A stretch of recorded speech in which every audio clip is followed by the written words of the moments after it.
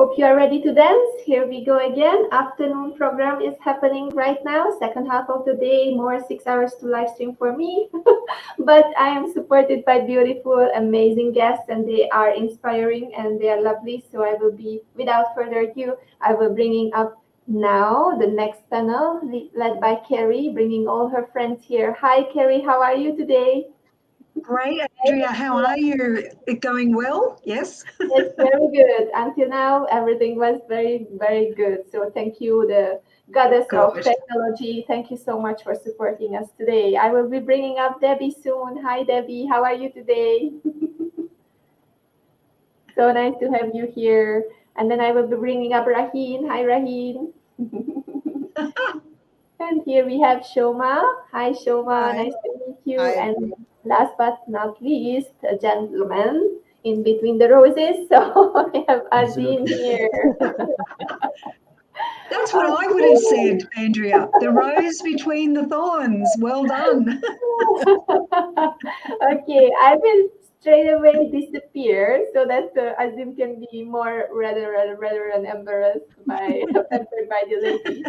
And I let you start your session about leadership in a different perspective and a diverse perspective on it. So the stage is yours, Debbie, and your friends. Oh, sorry, Carrie, Debbie, Shoma, and Azim. Oh, hello, everybody, and welcome. We have a fantastic panel for you, and our topic for this panel is going to be talking about Global Diversity Matters, a new leadership playlist for culture, business and education. Now, every one of our panel members tonight is involved in culture, in business and education. We're all learning, we're all leaders, we're all teachers and educators. But before you hear from me, I'm Carrie Benedette. I'm your host for this session. I would love you to learn a lot about our panel members. So why don't I pass it over, and our panel members are going to give you an idea of who they are, what they do, and what really gives them a passion, and they've got to do it in about 3 minutes. How's that, everybody? So, Deb, I'm going to call on you first. Thank you, Carrie. Well, my name's Debbie Small, and I'm the founder of empowermentpoint.com, which is the Empowerment Point Global Business Directory and Education Hub. So we're the umbrella over leading experts around the world, as well as networking groups around the world as well, because I truly believe that every business owner needs a community to be part of. Not everyone knows where to find a good one.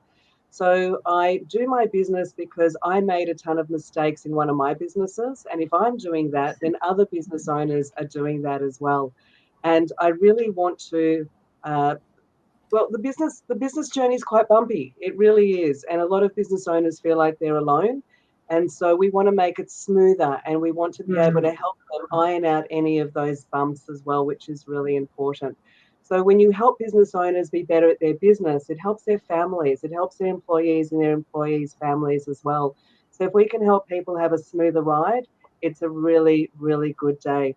So I do that, and I'm also involved with the lovely Shoma. So we're also setting up a and writing business as well, because the there's never been a better time to help people with their mindset and their empowerment and their health than right now as well. So I get to do amazing things with amazing people, including the beautiful Carrie. We just put a book together called Global Matters, and I'm excited about that as well. And I get to do amazing things in my business. But the bottom line is we help business owners have a much easier time. And that's the most important thing. And what gives me the passion for what I do are my members. I'm most proud of my members. They all really care about each other. They care about their clients. They've got heart and soul, and they are incredibly amazing at what they do. And beautiful Deb is based in Melbourne, Australia. So for any of our audience, some of you would have been to Australia, but if not, Sydney and Melbourne, they're pretty good places to come. And also, we'll get to Perth. Don't worry, Shoma, we'll do that in a minute. But we're going to go to Raheen next. So thanks, Deb. Raheen, how are you? And you're tell everybody where you're from, what you do, and what you're most passionate about. Yeah, hello everyone. Hope all of you guys are doing well. It is an honor to be on a panel here today with you guys. So my name is Raheen. I am 16 years old and I'm from Pakistan. I'm from and based here in Pakistan. So basically, I've been working for about like 5 years trying to find what I want to do in life through exploring and exposing myself to different things. And right now, I am an aspiring entrepreneur. I am a podcaster as well as an activist for different things that I care about in the world. So yeah, I hope to be discussing different things because I have had, some challenges and I've realized quite a few things on my journey. So yeah, glad to be here. Well done. And I'm just going to say to you listeners, Raheen has you've been with the OECD last week or the week before? Sorry? Have I got that wrong? You were guest speaking last week or the week before.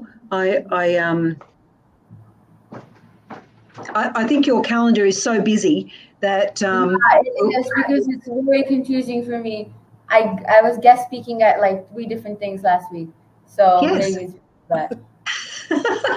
And that's part of doing a lot of the work we do, where we get pulled back and forward, and that's being a leader for yourself as well as others. So well done you. Congratulations. I enjoyed your post. So thanks for joining us tonight and being part of our panel talking about global matters and global diversity matters. So we're doing really well. Over to Asim. How are you?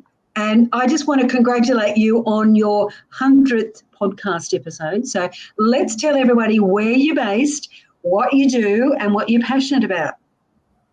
Hey, Debbie, Kerry, thank you very much for having me in this particular platform. So my name is Azim Sahir. I'm a human capital specialist. I work, I'm from the lovely country in the South Asia, like Sri Lanka, a beautiful island. I invite everybody to just join in and just explore the nature as well in my country.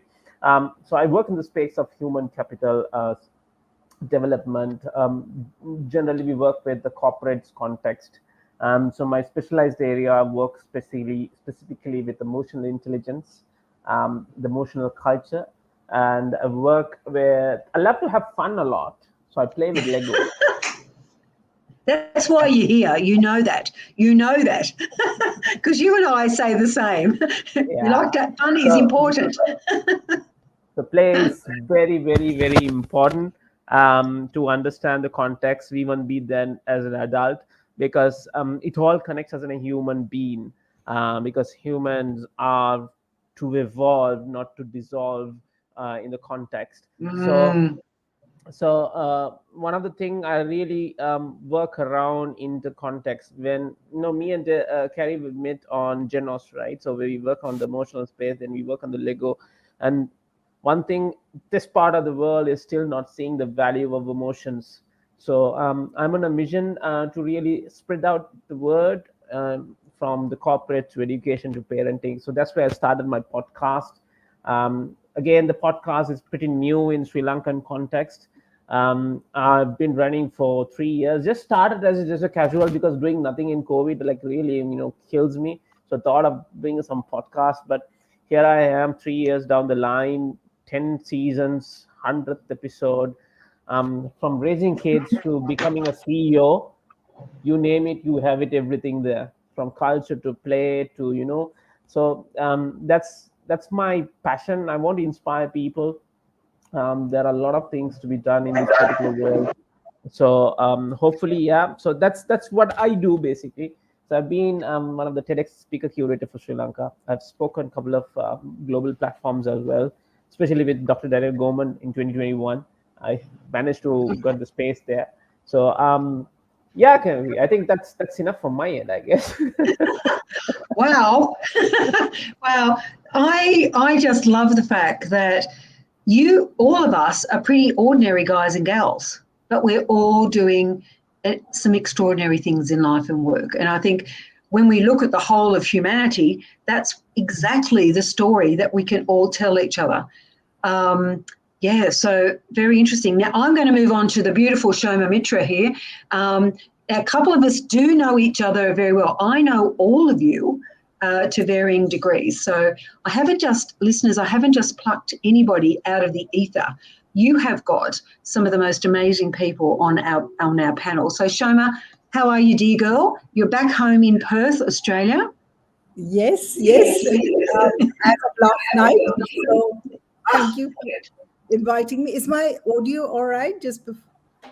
Yeah. Okay. So back in Perth as of last night. So thank you for inviting me, Andrea, and you, Kerry. It's lovely to be here. It's a topic very close to my heart. Yeah. And so for those who don't know me, I've been a journalist and a screenwriter for television, of all things. So I used to write stories for TV soap operas. Unusual, but it was a fun thing to do. What I do now is I help entrepreneurs who have a dream, and it's all to do with stories. It's all to do with, all of us have a story, but if we don't put those stories down into the written word in a book, then those stories are lost. And for me, it's a dream that people have to impact the world, change lives, showcase your authority. And often people ask me why books, in today's day of Instagram and all these TikTok and whatnot videos, why books? It's simple, because books will transcend time. Videos will be lost, your posts will be scrolled past, but books, once written and published, will be there forever. They're our legacy to the world. And they carry spirit and continue to empower others long, long after we're gone. You and I won't be here tomorrow, but our work will remain. And so that's my mission, Carrie, is to help make the process of writing a book from blank page to published author as easy as possible. And because I've been doing this for 30 odd years now, it's I just know it back to front. So I'm here to help everyone else who has a dream to write a book, make it come true. Oh, Shoma, you really have the words, don't you? You've summed up very nicely what all of us have got. We've all got a story, and we're all in the business of leadership. We're all in the business of learning, and we're all in the business of culture and educating each other and looking out for each other. So I'm very, very, very pleased. So thank you all for introducing each other to our listeners. So we're going to have a question that everyone's going to speak to. And there's around, we try to talk about 3 minutes each. Now, we don't have to go that long, but I think every one of our panellists, we're very happy to respond to each other as well if there's something there. So I think I'm going to start in the middle now, not go clockwise on my screen. I'm going to start with Raheen and say, Raheen, you are the youngest person here, and it's deliberate that I've done this because when you're as wise as I am, or age rich as one of my girlfriends calls it, when you're as age rich as me, I can look back on generations and go, wow, this is the new way of being. This is a different generation to you, Carrie, so you've still got lots to learn. So I love the fact, Raheen, that you said yes, number one. And number two, that you are actively seeking out how you can lead what you are passionate about. So my first question will be, in your life and work experience, what's been your biggest leadership challenge to being inclusive and diverse in your relationships? What do you think? Yeah, so when I first branched out, now I've been working a lot, like in the past 5 years, a lot of that has been in Pakistan. But when I first started branching out on LinkedIn with international people, it wasn't as different. But when I started school in America, that was very different. because I'd been studying in Pakistan my whole life, and then I took a gap year, and then I was going back to school as a high schooler to an all American school, and it was online, so it was I didn't think it was gonna be like a culture shock, but in many ways it was because I would see that there are no other Pakistani students around. I was also the only girl in my class, so Mm. that was like, oh, I was stuck with a bunch of freshman boys, and I was like, okay, so we have to make this one work. And yes, it was quite challenging at first because the way that our whole school was laid out, like the experience. I go to a Socratic school, so we have Socratic dialogues, and we look at old Greek materials, and so we have lots of fun happening at our school, and it was very different to what I was used to. And I had just gotten a scholarship, so I had to really just make it work. And because I really loved the idea and the concept of it, I didn't just want to give up on it. So I did have a very challenging first few months. I was eased into it. I remember all my classmates, obviously my time zone was very different. So for me, it'd be in the middle of the night. For them, it'd be in the morning. And we'd stay up, we'd play video games together. I am someone that hates video games. I do not like them, but they made me play it. And if that's how I would become friends and have those relationships that I wanted with, my high school fellows, then, well, that was the way to get it. And then I also made my own, because we don't have yearbooks. So I made my own Raheen's freshman yearbook.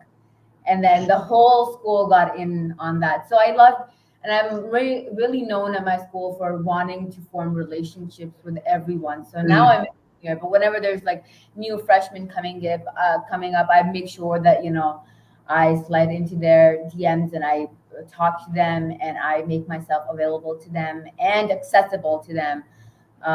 So yeah, I think that was the one thing, because professionally I've been very blessed that I haven't really had a lot of trouble, you know, forming relationships. Yeah, there have been moments where I have been like, hey, this is a little different. This is not how it happens in Pakistan. But since I branched out at a very young age, at the age of 12, I think I'm pretty used to it by now.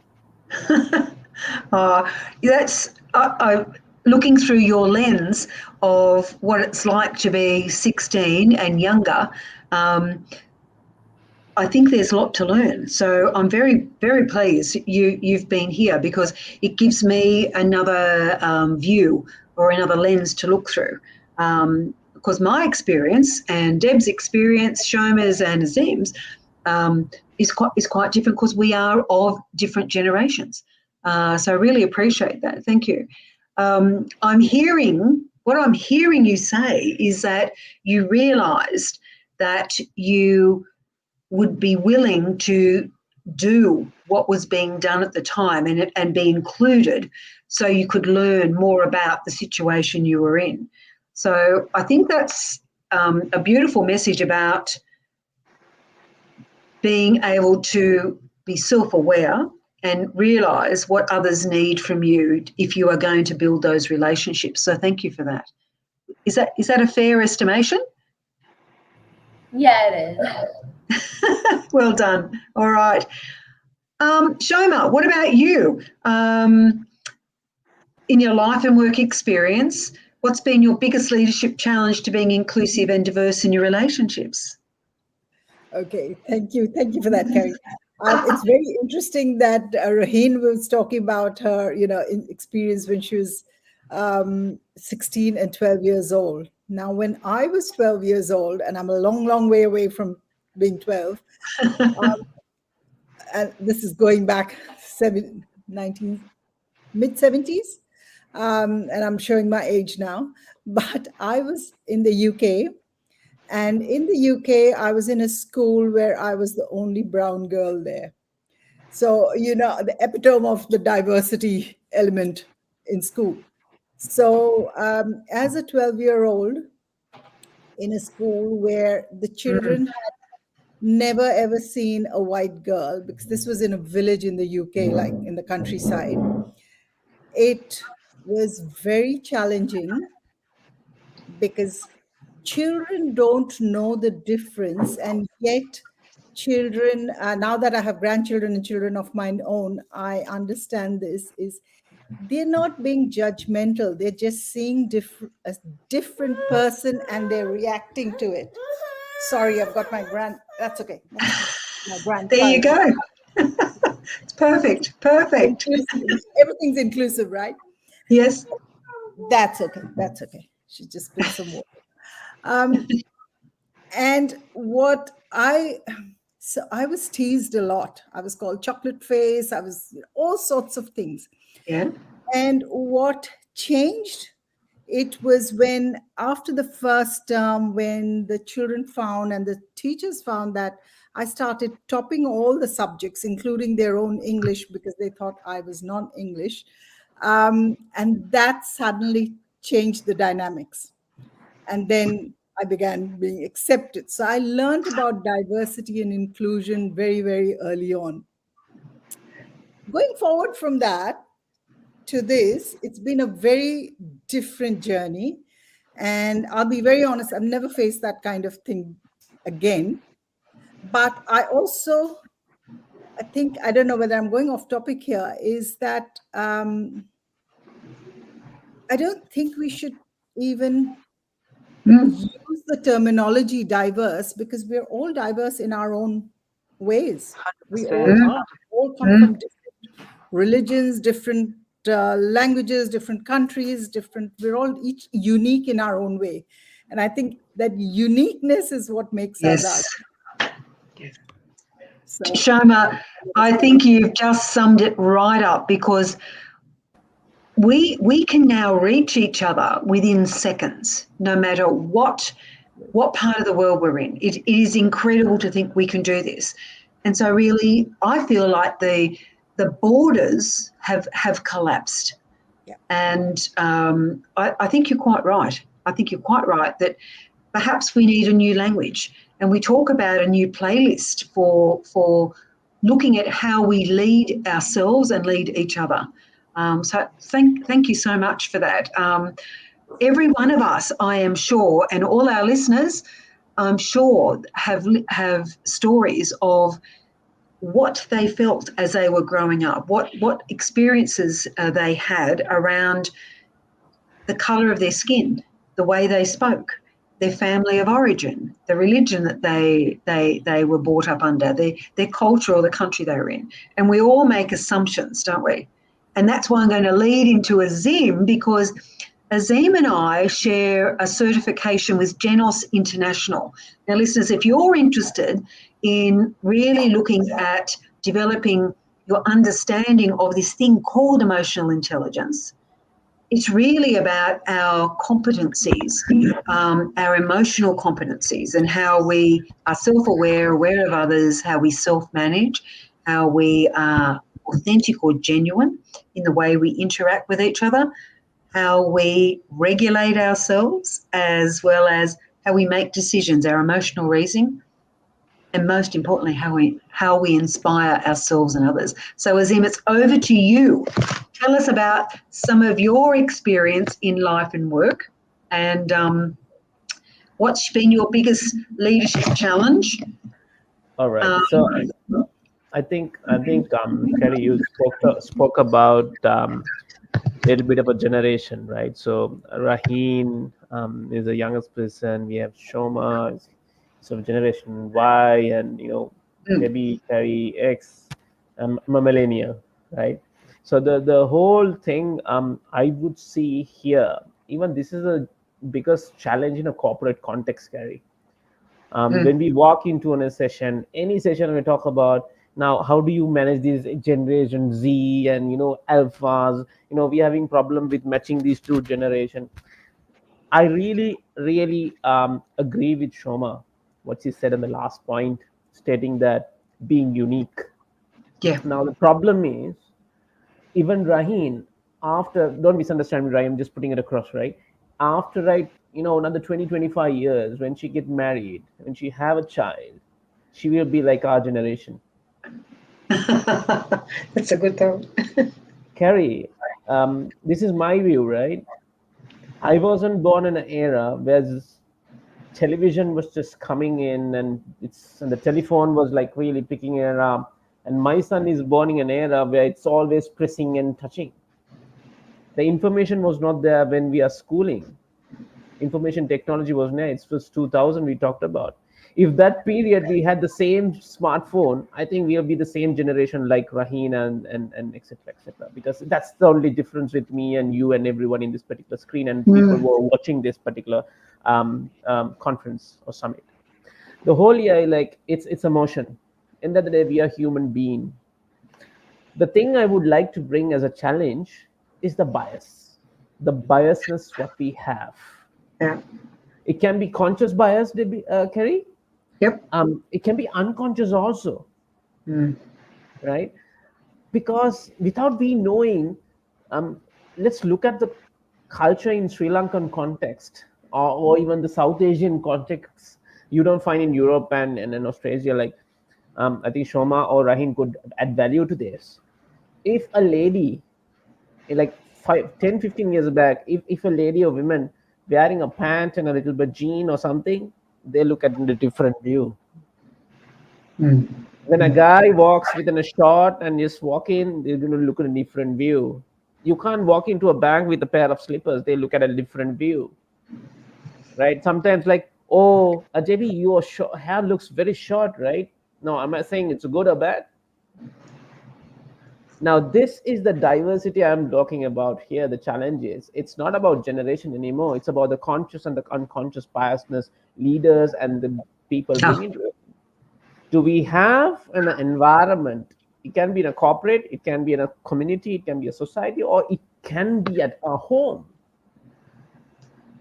Are we having the values set up to speak up, to show up, accept people as they are, as it is something I think we are missing now. And when I go to corporates, I always say, look, my father raised me in a different way, and I cannot raise my child as my father is, because the time has improved, the information has improved, the technology is improved. We're talking about artificial intelligence today.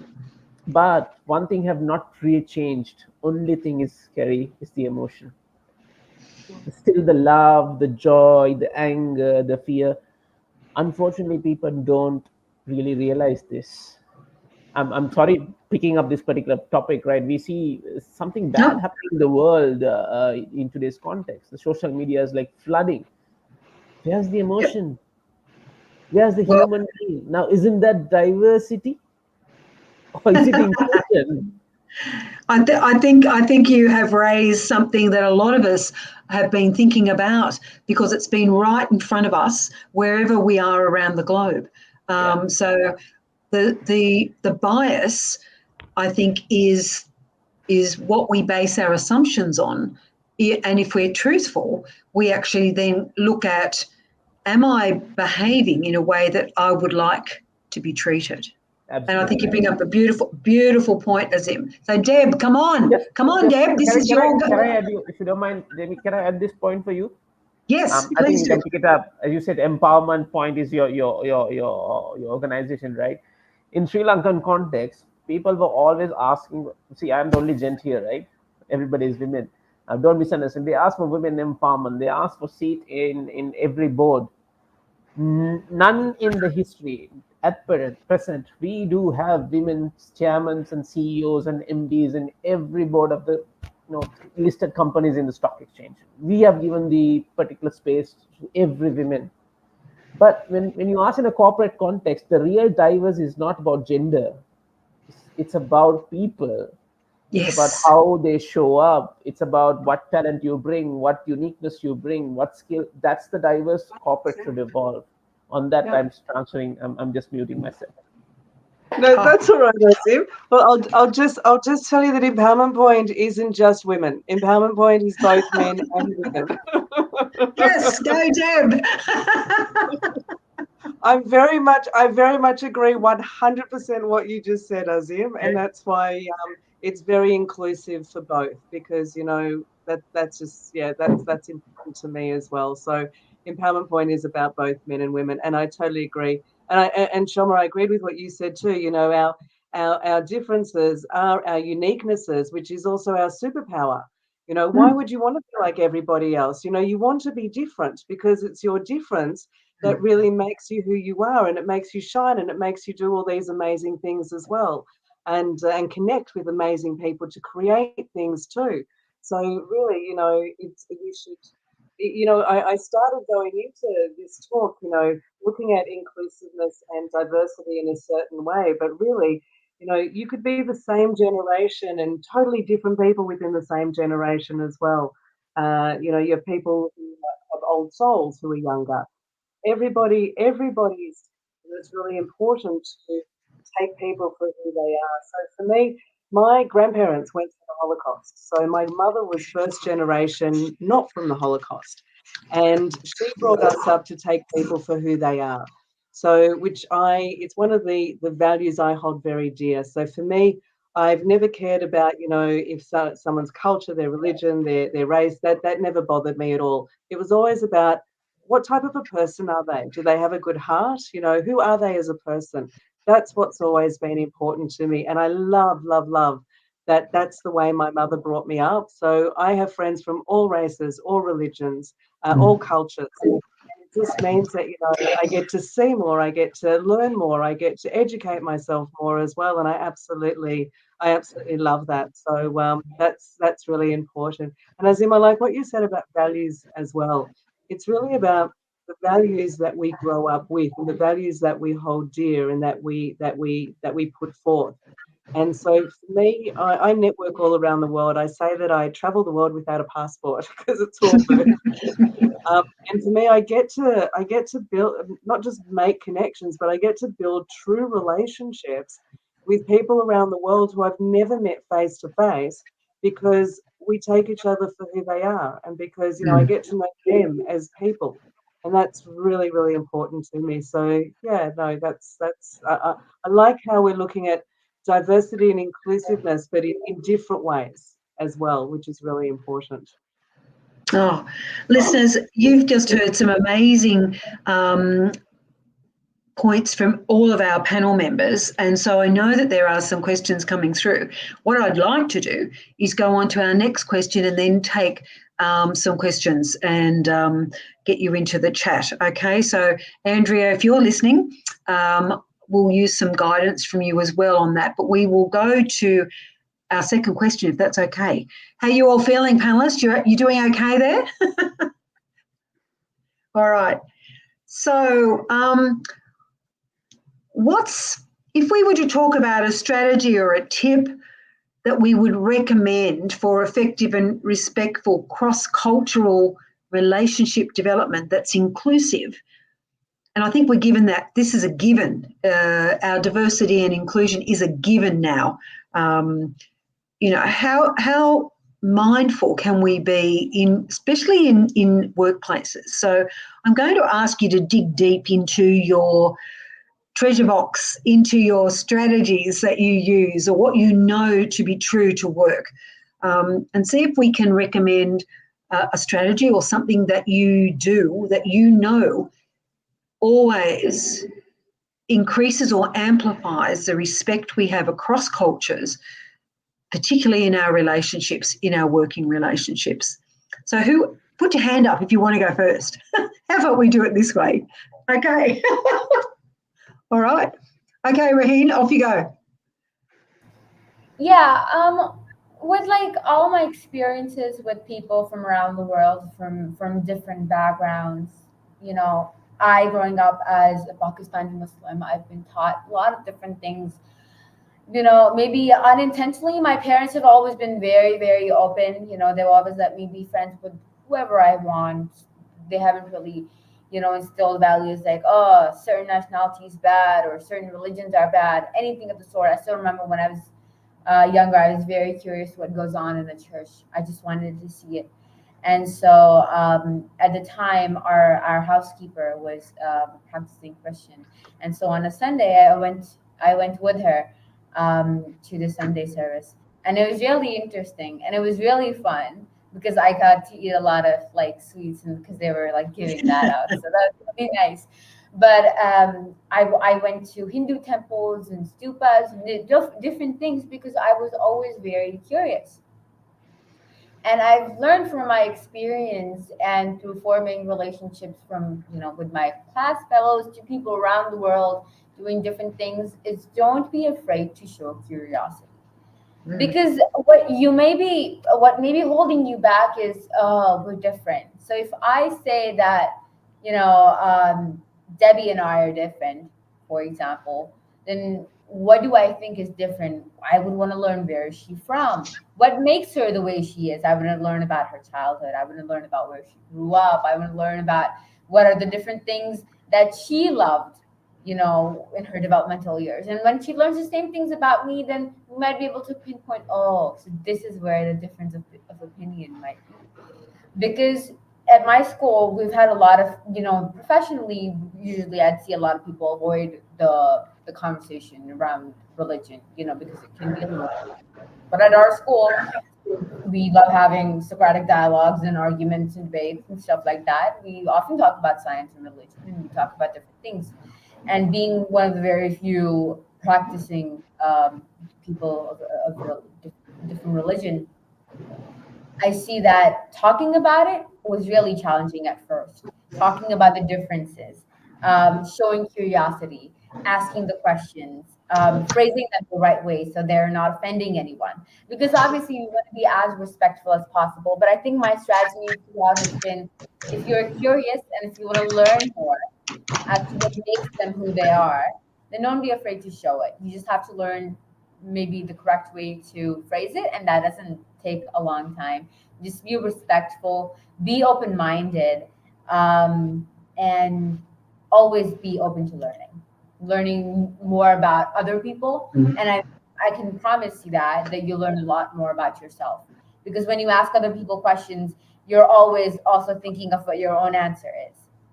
And I think that's just human nature. So I think that just solidifies your beliefs or makes you question your depends on your beliefs. I love, Raheem, that's so good, because basically by being curious and asking the questions, we're actually testing out what we have been brought up in or what we have known to date, because we've all got the potential to look at things differently, look through a different lens. And I think this is what the timing is right for us all to look through a global lens of what really matters. And we're all talking about people. People matter. Being kind matters. The way we behave to each other matters. The way we look out for others matters. So I think we've got a beautiful platform here, and I thank you very much for your honesty. So, Deb, I think you had your hand up next. Are you going to? Yeah, for me, I just wanted to say, taking people for who they are, I think, is really important, as well as treating people the way you want to be treated too. I think that as well. And for me, I also try within Empowerment Point is celebrate other people as well. So Shoma just celebrated Diwali, so I put it all over Facebook everywhere, so everyone, who celebrates Diwali. Thanksgiving, I know they just celebrated in America, so I put that out there as well. So, if different cultures or different religions or races are celebrating anything, let's all celebrate it. And even within businesses that have a physical place, even if they have, a day where someone brings in food, I love our Jewish food, and I know, the Indian food is really beautiful too, and all the food around the world. I love food. So I love trying different food from around the world. So I think, when people bring in food, they help bring in their culture and they help inclusiveness, and we all get wonderful food at the same time. So there are different ways we can do it. Or if they've got a celebration, learn more about what that celebration is. What does that celebration mean, and do something with that as well. So there's different ways we can look at inclusiveness as well.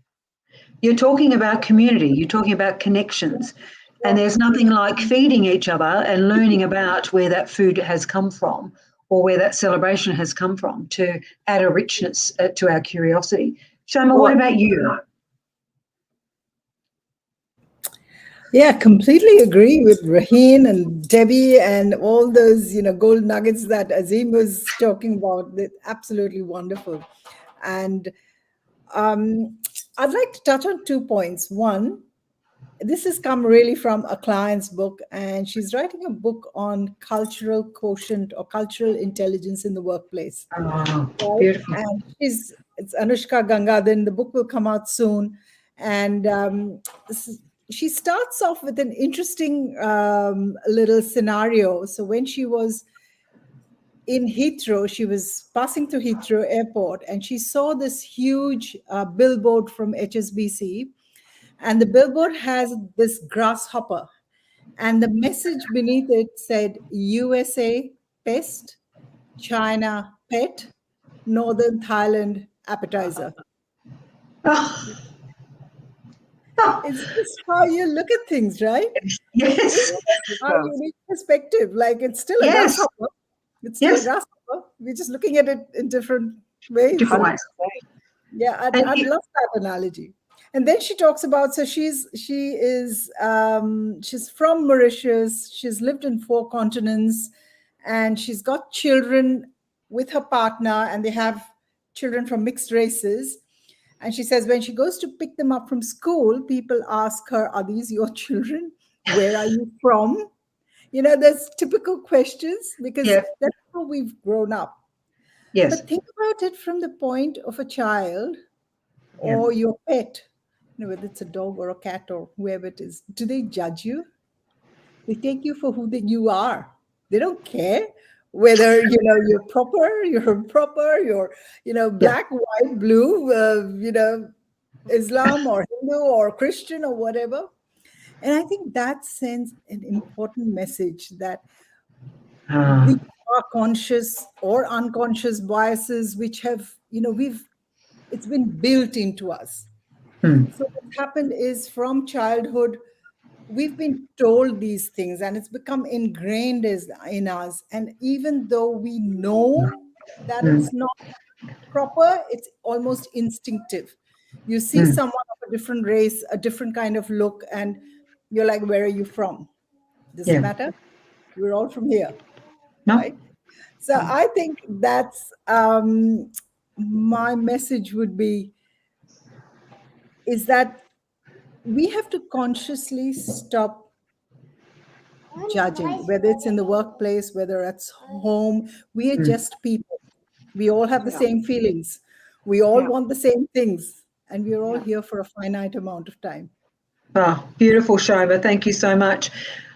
You and I have grandchildren. I know that, and one of the things that I continue to learn, and I'm probably a better grandma than I was a parent because I was so into it as a parent, right?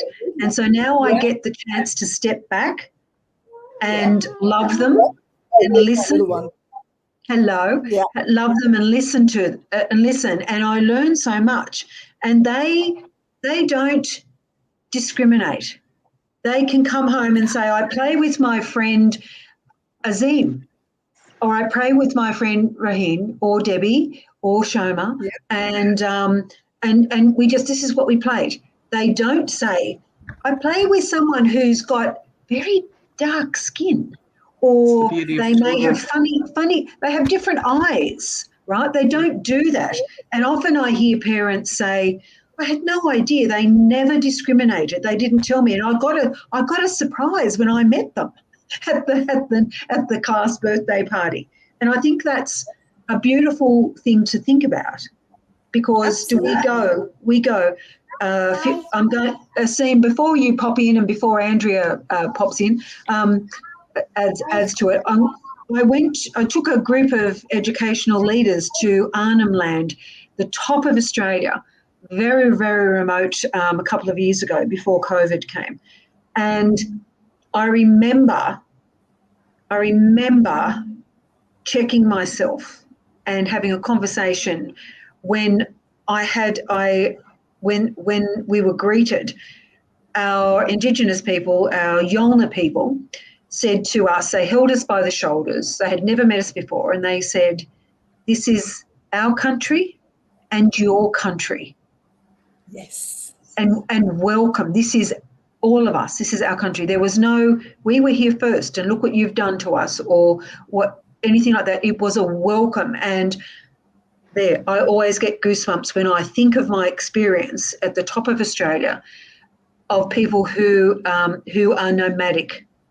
There are so many Indigenous languages that it's very difficult to have one language for our Indigenous people here in Australia, and that's a number of cultures around the world. We have regional dialects and everything, but for me, when I was welcomed, your country and my country, I look at this for diversity and inclusion as well.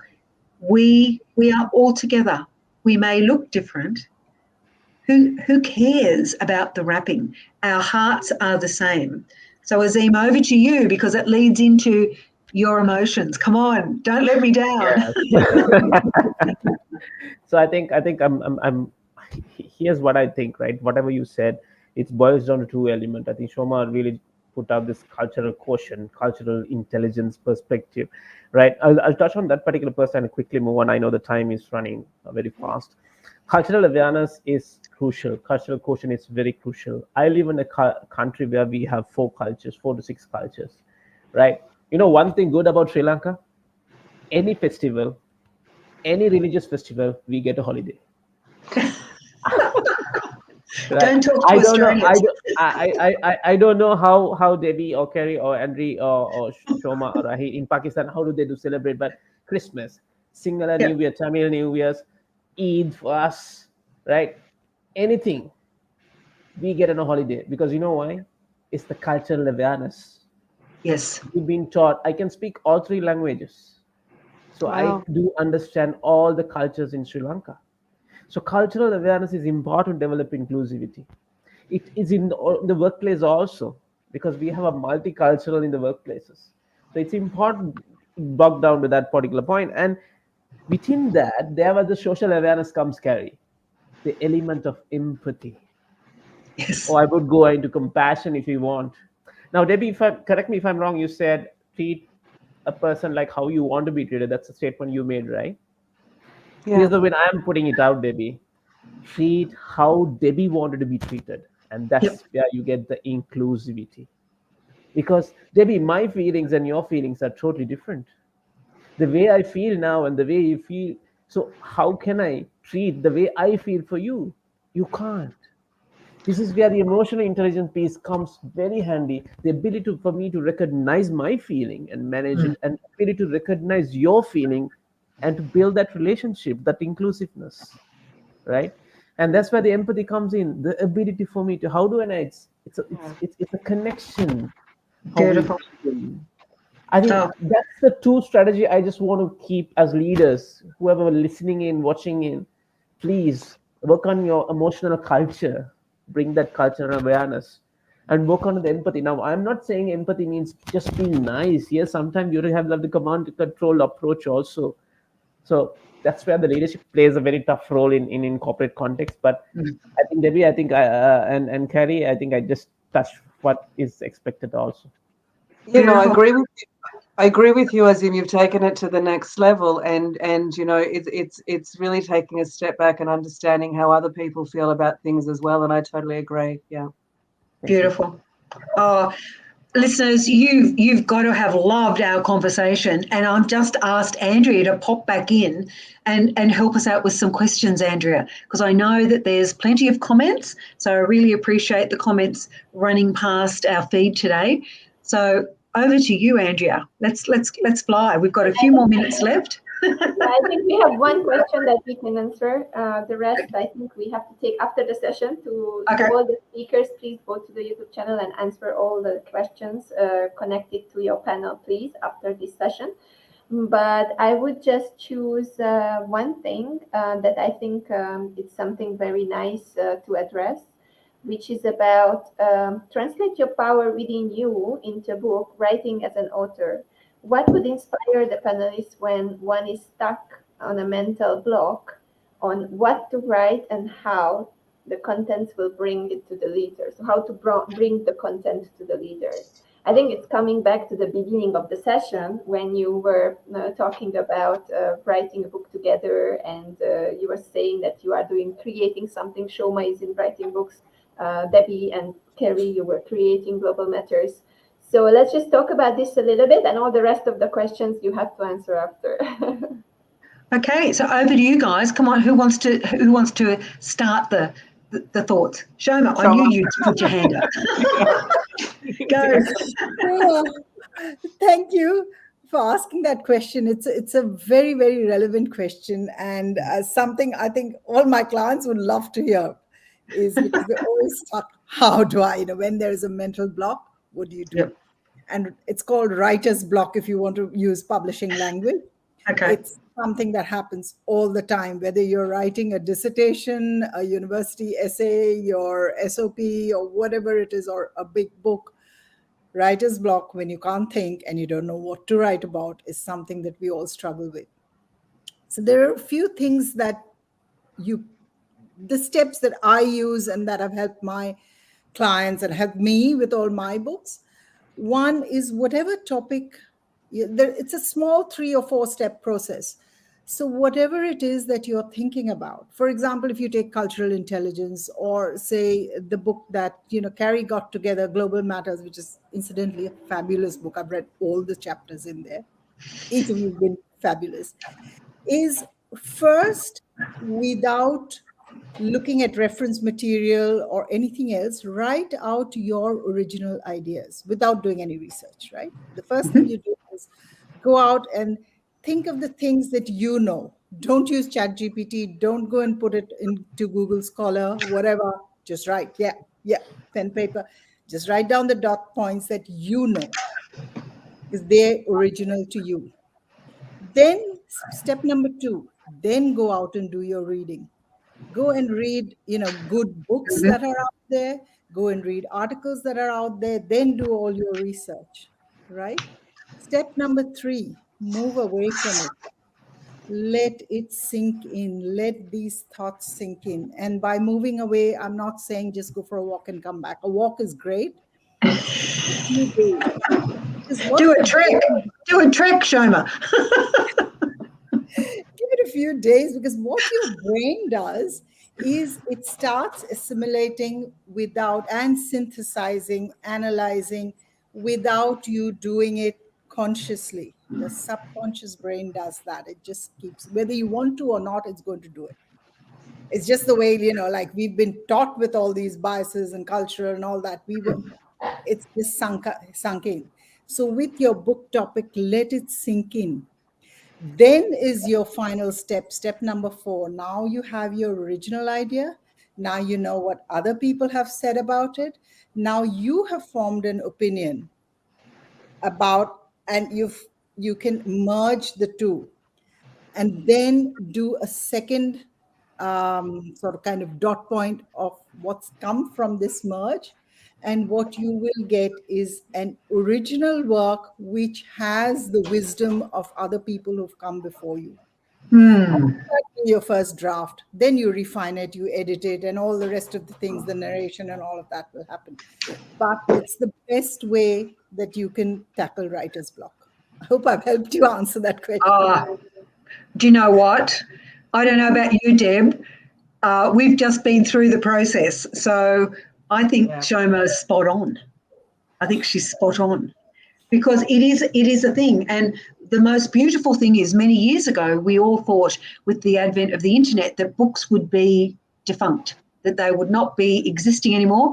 But there has been a total flip and reversal, that books are now back, and the imagination, the joy that books give you is a whole new world. So a great question, Andrea. So thank you. And Shoma, well done. I think we give her a round of applause. What do you think, everybody? Give her a round of applause. Because I'm sure Azim. Thoughts, and I have to close up because we have to jump into the next session starting in 4 minutes exactly.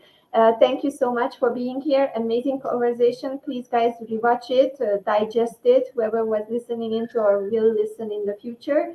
I will put the link of the Global Matter book into the chat. Please go and check it out. We will be also having 4 books offered by Kerry on Saturday and Sunday at the networking sessions for the prizes for the games. So thank you so much, ladies, for offering that for us.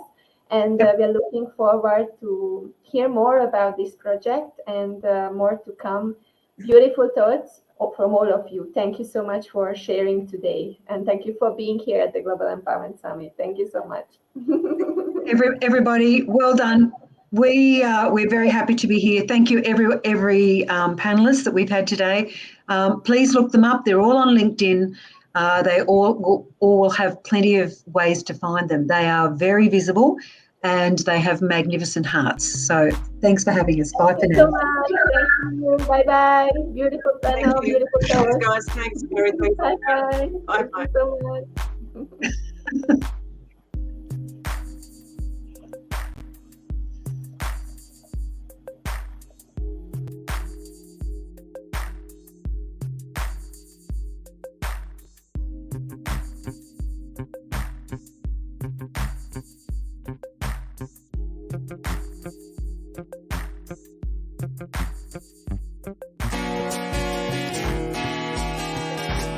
Be brave and take the lead.